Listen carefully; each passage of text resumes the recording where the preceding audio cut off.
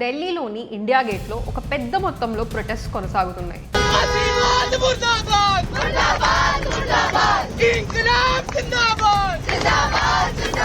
Smog towers fail అవ్వడం సమస్య కాదు. ఢిల్లీలో ఎయిర్ పొల్యూషన్ కి రీజన్ ఒకటా రెండా కాదు. It's a mix of things just like a cocktail. Overall Delhi air pollution లో 25 to 35% contribution vehicular pollution, 40 to 50% contribution ఈ కన్స్ట్రక్షన్ వర్క్స్ వల్ల. And stubble burning and Diwali crackers ఏంటంటే అదొక ఫేజ్ అప్పుడు మాత్రమే వస్తుంది. ఎక్కడెక్కడ నుంచో టైర్ 1 సిటీస్కి మంచి లైఫ్ స్టైల్ కోసం అని వచ్చి ఆల్మోస్ట్ సగం జీవితం ఆ ట్రాఫిక్ సిగ్నల్స్ దగ్గర అండ్ ఆ ట్రాఫిక్ జామ్స్ దగ్గర గడిచిపోతుంది. పాపులేషన్ ఇద్దరిది ఎక్కువ. China capital is Beijing, India capital is Delhi. Not very long ago even Beijing was suffering with this air pollution. ఢిల్లీలోని ఇండియా గేట్లో ఒక పెద్ద మొత్తంలో ప్రొటెస్ట్ కొనసాగుతున్నాయి.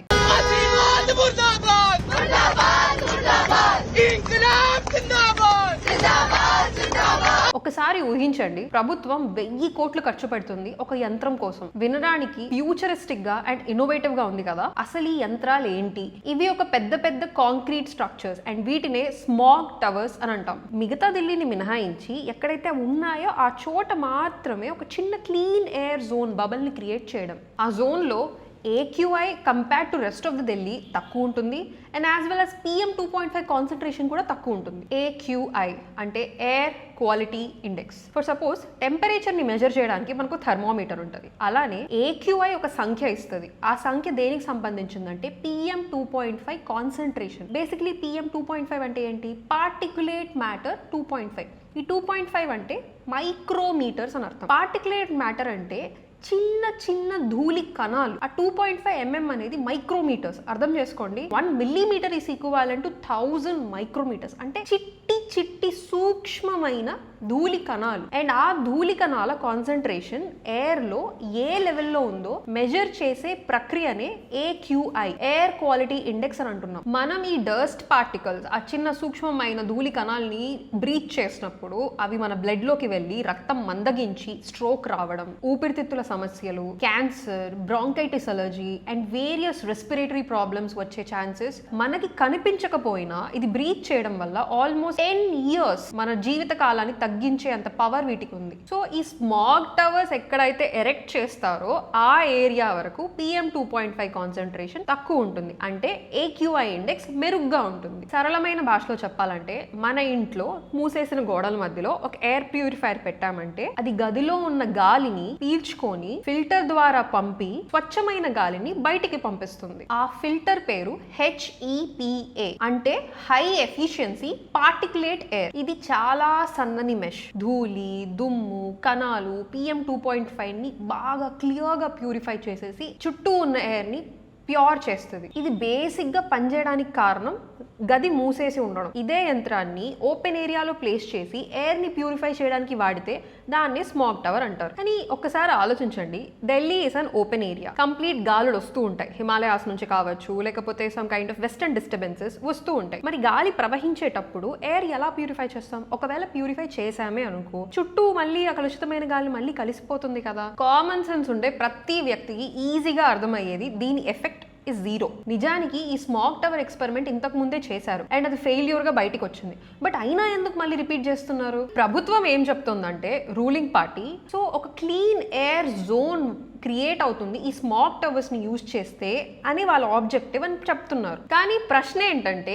ఇది నిజంగా ఒక క్లీన్ ఎయిర్ పాకెటా లేక క్లీన్ ఎయిర్ పాకెట్ లా కనిపించే ఒక మోసమా? నిజమైన పరిష్కారాల బదులు అసలు ఇంత ఇన్నోవేటివ్ థాట్ ఢిల్లీ గవర్నమెంట్ ఎలా వచ్చిందో ఫస్ట్ తెలుసుకుందాం. What is the history? అసలు ఈ స్మాగ్ టవర్స్ అండ్ ఈ ఎయిర్ ప్యూరిఫైయర్స్ వరకు ఎందుకు పరిగెడుతోంది? 2019 లో ఢిల్లీ ఎయిర్ పొల్యూషన్ తారా స్థాయికి చేరింది. It was like visibility became zero. Hospitals నిండిపోయాయి పేషెంట్స్ తో. అప్పుడు అక్కడి గవర్నమెంట్ తీసుకొచ్చిన ప్రాజెక్టే ఈ స్మాగ్ టవర్స్. ఈ ప్రాజెక్ట్ ని ముందుకు తీసుకెళ్లి ఒకటి కనాట్ ప్లేస్ లో ఖచ్చితంగా ప్లేస్ చేయాలని ఒక ప్రపోజల్ ని తీసుకెళ్లింది. దానికి సుప్రీంకోర్టు ఏం చెప్పిందంటే, కనాట్ ప్లేస్ మాత్రమే కాదు, ఆనంద్ విహార్ లో కూడా ఒక స్మాగ్ టవర్ ని ప్లాన్ చేయండి అని చెప్పింది. ప్రతి టవర్ కి ఖర్చు 25 crores అండ్ నెల నెల దాని మెయింటెనెన్స్ చార్జెస్, దానికి cost 15 lakhs. Delhi ruling party ministers ఏమంటున్నారంటే, ఈ స్మాగ్ టవర్స్ వల్ల 50 మీటర్ రేడియస్ వరకు 70 to 80% ఎయిర్ పొల్యూషన్ తగ్గిస్తుంది అని, అండ్ 300 మీటర్స్ రేడియస్ లో 15 to 20% ఎయిర్ పొల్యూషన్ ని కంట్రోల్ చేస్తుంది అని వాళ్ళు క్లెయిమ్ చేస్తున్నారు. 2021 ఆగస్ట్ లో సిపి అంటే కొనాట్ ప్లేస్ లో and as well as Anand Vihar లో 2 స్మాగ్ టవర్స్ ని ఏర్పాటు చేశారు. DPCC Delhi pollution control commission ప్రకారంగా అదొక రీసెర్చ్ చేసింది అనమాట. Is it really worth it అని చెప్పి చూస్తే 100 మీటర్ రేడియస్ వరకు అయితే ఆల్మోస్ట్ 12 to 13% మాత్రమే పొల్యూషన్ని కంట్రోల్ చేయగలదని చెప్పి, అండ్ 50 మీటర్ రేడియస్లో అయితే ఒక 70% పొల్యూషన్ని కంట్రోల్ చేయగలదని తెలిపింది. ఈ టవర్లు అసమర్థమైనవి, ఖర్చు ఎక్కువ, ఫలితం లేదు. సిటీ లెవెల్లో మార్పు అయితే 0. సరే, డిపిసిసి పక్కన పెడదాం. ఐఐటి బాంబే కూడా రీసెర్చ్ చేసింది. ఒక 20 మీటర్స్ రేడియస్ లో అయితే 50% ఎఫిషియన్సీ ఉందని చెప్పి, బట్ 100 మీటర్స్ రేడియస్ లో అయితే 12 to 13% ఎఫిషియన్సీ ఉందని, బట్ వన్స్ 300 మీటర్స్ దాటాక ఎనీ ఎఫెక్ట్ ఆన్ ఏక్యూఐ అని తేల్చి చెప్పేసింది. ఢిల్లీ మొత్తం కవర్ చేయాలంటే ఆల్మోస్ట్ 47,500 స్మాగ్ టవర్స్ మనకు కావాలి. దీని ఖర్చు 12 లక్షల కోట్లు అండ్ మంత్లీ మెయింటెనెన్స్ కి అయ్యే ఖర్చు 7,500 crores. యాక్చువల్లీ నిజం చెప్పాలంటే మన హెల్త్ బడ్జెట్ కూడా అంత ఉండదు. ముంబై అండ్ కోల్కతా ఈ స్మాగ్ టవర్స్ ఎఫిషియన్సీ దీని రిపోర్ట్స్ వచ్చిన తర్వాత ఇట్స్ అ ఫెయిల్యూర్ అని కంప్లీట్ గా అర్థం చేసుకొని దాని జోలికి వెళ్ళడం మానేశాయి. కానీ ఢిల్లీ గవర్నమెంట్ మాత్రం అసలు ఈ స్మాగ్ టవర్స్ మైక్రో క్లైమేట్ ని క్రియేట్ చేయగలవా లేదా అని ఒకసారి మళ్ళీ రీసెర్చ్ చేద్దాం. అండ్ ఆ experiment and research cost is 1,000 crores. So Delhi government initiate చేసిన ప్రాజెక్ట్ ఏంటంటే ఈ 1,000 crores బడ్జెట్ తో నెహ్రూ పార్క్ చుట్టూ ఆల్మోస్ట్ 85 acres లో ఒక 150 స్మాగ్ టవర్స్ ని ఎరెక్ట్ చేయాలి అని. ఇది ఒక కొత్త దిశ లేక మరొక తప్పిదమా ఇంకా తెలియాల్సి ఉంది. బికాజ్ నిజం ఏంటంటే ఈ యంత్రం ద స్మాగ్ టవర్ అట్మాస్ఫియర్ ని క్లీన్ చేయాలి. యూజువల్లీ ఎయిర్ ప్యూరిఫైయర్ కి క్లోజ్డ్ వాల్స్ ఉంటాయి కాబట్టి ఆ పర్టికులర్ ఎయిర్ ని మాత్రం ప్యూరిఫై చేస్తే సరిపోద్ది. But this is an open air without any boundaries, without any walls. అంటే ఎంత అట్మాస్ఫియర్ ని ప్యూరిఫై చేయగలుగుతుంది? ఒక ఎయిర్ పాకెట్ క్రియేట్ చేయాలంటే దానికి ఒక బౌండరీ వాల్ అనేది ఉండాలి. ఇది కామన్ సెన్స్ ఉండ ఢిల్లీ ప్రజలే కాదు, దేశ నలుమూలల్లో ఉండే ఏ పర్సన్ కైనా ఏ పౌరుడికైనా అర్థమైపోద్ది. కాలుష్యం యొక్క సోర్స్ ఏంటి? మన ఇల్లు, or else agriculture lands, or else vehicular pollution. ఇవి రీజన్స్, అట్మాస్ఫియర్ కాదు కదా రీజన్. ఇక్కడ మేజర్ క్వశ్చన్ ఏంటంటే ఆల్రెడీ ఎక్స్పెరిమెంట్ ఫెయిల్ అయింది. స్మాగ్ టవర్స్ ఫెయిల్ అవ్వడం సమస్య కాదు. రూలింగ్ పార్టీ మినిస్టర్స్ ఎవరైతే ఉన్నారో మళ్ళీ ఎక్స్పెరిమెంట్ ని మళ్ళీ ఒకసారి చేద్దాం, క్లీన్ ఎయిర్ పాకెట్ క్రియేట్ చేద్దాం అనడం ప్రాబ్లం. 2 స్మాగ్ టవర్స్ అంటే 2 పెద్ద పెద్ద ఎయిర్ ప్యూరిఫైయర్స్ ఒక సిటీని క్లీన్ చేయగలవా? ఢిల్లీలో ఎయిర్ పొల్యూషన్ కి రీజన్ ఒకటా రెండా కాదు. It's a mix of things just like a cocktail. మన ఇంట్లో ఒక మస్కిటో కాయిల్ ని కాలుస్తే ఆల్మోస్ట్ 75 to 135 సిగరెట్స్ కాల్చినట్లే ఆ level of air pollution create చేస్తుంది. నేను జస్ట్ ఒక సోర్స్ కోట్ చేశాను, but there are lot of sources ఇంటి నుంచి కూడా ఎయిర్ పొల్యూషన్ రావడానికి. అంటే ఏసీ ఫిల్టర్స్ తరచుగా మారుస్తూ ఉండాలి, అట్లే ఎయిర్ ప్యూరిఫైయర్స్ కూడా తరచు కొంటూనే ఉండాలి, అండ్ మెయింటెనెన్స్ ఛార్జెస్ కూడా దానికి అవుతూనే ఉంటాయి. సో ఆల్మోస్ట్ అటు ఇటు కలిపి 10,000 అయితే ఈజీగా అయిపోద్ది. ఇంట్లో గాలి ఎంత పరిశుభ్రంగా ఉంచుకున్నా ఒక్కసారి బయట అడుగు పెడితే సీన్ మారిపోద్ది. ప్యారిస్ లాంటి బిగ్ సిటీస్ లో ఈ స్మాగ్ లెవెల్స్ ఎప్పుడైతే ఎక్కువ అవుతాయో పబ్లిక్ ట్రాన్స్పోర్ట్ ని కంప్లీట్ గా ఫ్రీ చేసేస్తారు. అండ్ సర్టెన్ యూరోపియన్ కంట్రీస్ లో అయితే ఈ స్మాగ్ లెవెల్స్ ఒక పరిధి దాటిన తర్వాత స్కూల్స్, కాలేజెస్, ఆఫీసెస్ కంప్లీట్ గా ఆపేస్తారు. కానీ మన భారతదేశంలో అయితే Delhi citizens have completely adapted to this pollution. But now I miss breathing అని, ముझे క్లీన్ ఎయిర్ దే దో, ముझे క్లీన్ ఎయిర్ దే దో అని చెప్పి act now if you love your children, I'm here for my children and grandchildren అంటూ ఇండియా గేట్ ముందు ప్రొటెస్ట్ చేయడానికి ముందుకొచ్చారు. ఓవరాల్ ఢిల్లీ ఎయిర్ పొల్యూషన్ లో 25 to 35% contribution vehicular pollution, 40 to 50% contribution ఈ కన్స్ట్రక్షన్ వర్క్స్ వల్ల. And stubble burning and Diwali crackers ఏంటంటే అదొక phase అప్పుడు మాత్రమే వస్తుంది. దివాళీ జరిగినప్పుడు ఆటోమేటిక్ స్పైక్ అవుద్ది air pollution and after 2 to 3 days it settles down. And stubble burning జరిగిన తర్వాత కూడా it almost takes like 10 to 15 days, but after that it settles down. 2025 నాటికి overall Delhi population is 3.4 crores and 2030 వచ్చే లోపల it will increase to 4.4 crores. జనాభా పెరిగితే automatic గా vehicles పెరుగుతాయి. It might be 2-wheeler, 4-wheeler, and capitalism operates in a very different manner. Some families own 4 to 5 cars, some families own 1 or 2. It depends. Tier 1 cities అయిన చెన్నై, బెంగళూరు, ఢిల్లీ, ముంబై వీటికి actually ఈ air pollution అనే concept is very common. But Delhi మాత్రమే ఎందుకు ఆ లెవెల్లో suffer అవుతుంది? ఎక్కడెక్కడ నుంచో టైర్ 1 సిటీస్ కి మంచి లైఫ్ స్టైల్ కోసం అని వచ్చి ఆల్మోస్ట్ సగం జీవితం ఆ ట్రాఫిక్ సిగ్నల్స్ దగ్గర అండ్ ఆ ట్రాఫిక్ జామ్స్ దగ్గర గడిచిపోతుంది. అండ్ ఆ ట్రాఫిక్ జామ్స్ లో ఎప్పుడైతే ఒక 1 అవర్ 2 అవర్స్ ఎప్పుడైతే జామ్ అవుతూ వెహికల్స్ అన్ని కూడా ఇంజన్ ని ఆన్ లో పెడతాయి. ఆ ఇంజన్ ఆన్ పెట్టడం వల్ల పొల్యూషన్ ఓన్లీ ఆ చుట్టుపక్కల ఉండే ఒక 50 to 100 మీటర్స్ రేడియస్ ని ఇంపాక్ట్ చేయకుండా ఒక డిస్ట్రిక్ట్ లెవెల్లో కూడా AQI ని పెంచేస్తుంది. బట్ దీని ఇంపాక్ట్ మనకు అప్పటికప్పుడు అర్థం కాదు. ప్రతి కన్స్ట్రక్షన్ సైట్ లో ట్రాక్టర్స్ వెళ్తాయి, ట్రక్స్ వెళ్తాయి, సిమెంట్ యూజ్ చేస్తారు, లాట్ ఆఫ్ డస్ట్ ఏర్పడుతుంది which contributes to 40 to 50% of the air pollution అని చెప్పాను. బట్ ఆబ్వియస్లీ ఢిల్లీ గవర్నమెంట్ దీని మీద యాక్షన్ తీసుకునింది. And as per that winters లో ఢిల్లీలో కన్స్ట్రక్షన్ చేయకూడదు అని చెప్పి GRAP రూల్స్ ప్రకారంగా నిబంధనలు పెట్టింది. The other most important geographical factor is temperature inversion. Delhi geography అర్థం చేసుకుంటే కొంచెం హిమాలయాస్ కి దగ్గరగా ఉంటుంది. టెంపరేచర్ యూజువలీ ఆల్టిట్యూడ్ ఇంక్రీజ్ అయ్యే కొద్దీ టెంపరేచర్ డ్రాప్ అవుద్ది, అంటే పైన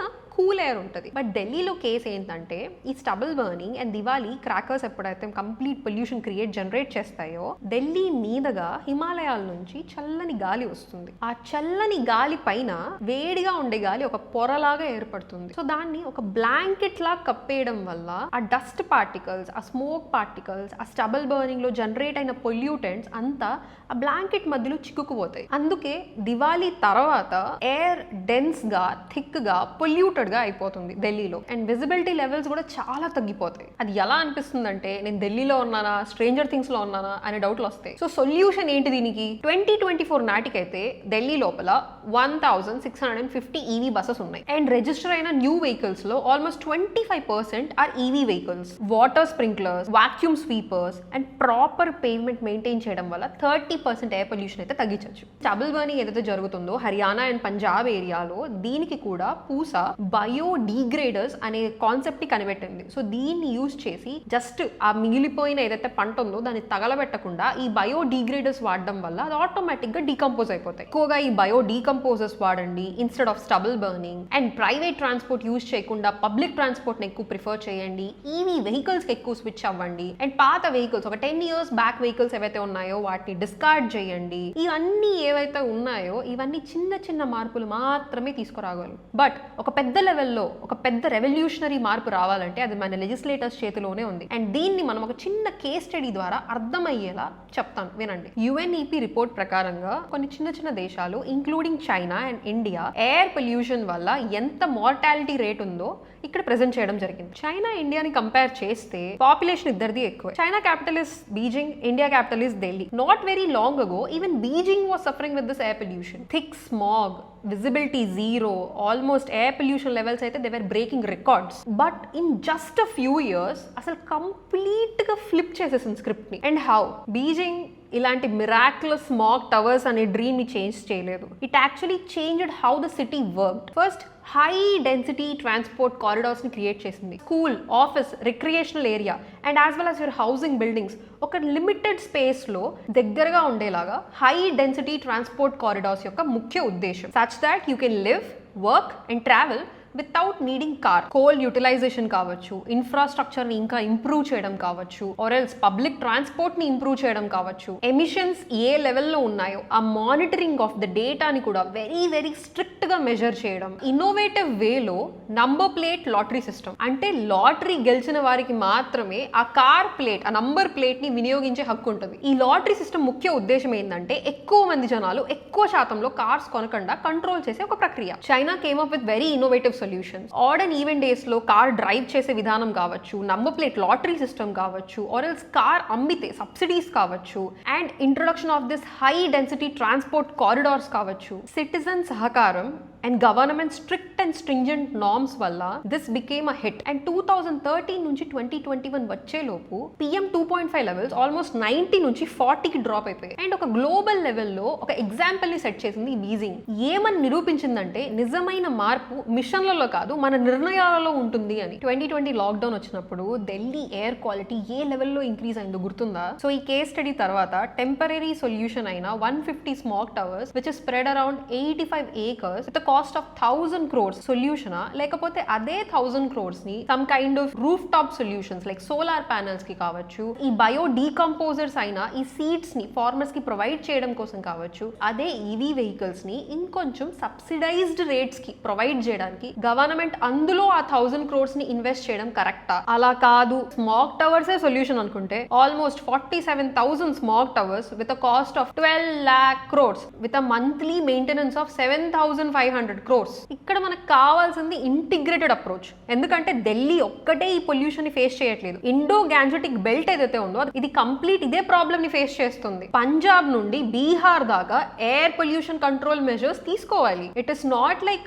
రీజియన్ స్పెసిఫిక్. పొల్యూషన్ యొక్క రూట్ కాస్ట్ ని వేలతో పెకలించాలి. ఇన్ని రోజులు what are the basic needs of human అంటే రోటీ, కపడా, మకాన్. బట్ ఇప్పుడు అది క్లీన్ ఎయిర్, క్లీన్ వాటర్ అనే చర్చలోకి వచ్చేసింది. Machines can save us. People, policies and planning can save us. Delhi doesn't need one more smog tower. It needs courage to fix the problem which is very very real. మీరేమనుకుంటున్నారో దీని గురించి ఖచ్చితంగా comment section లో mention చేయండి. And please subscribe to Harikatha Times.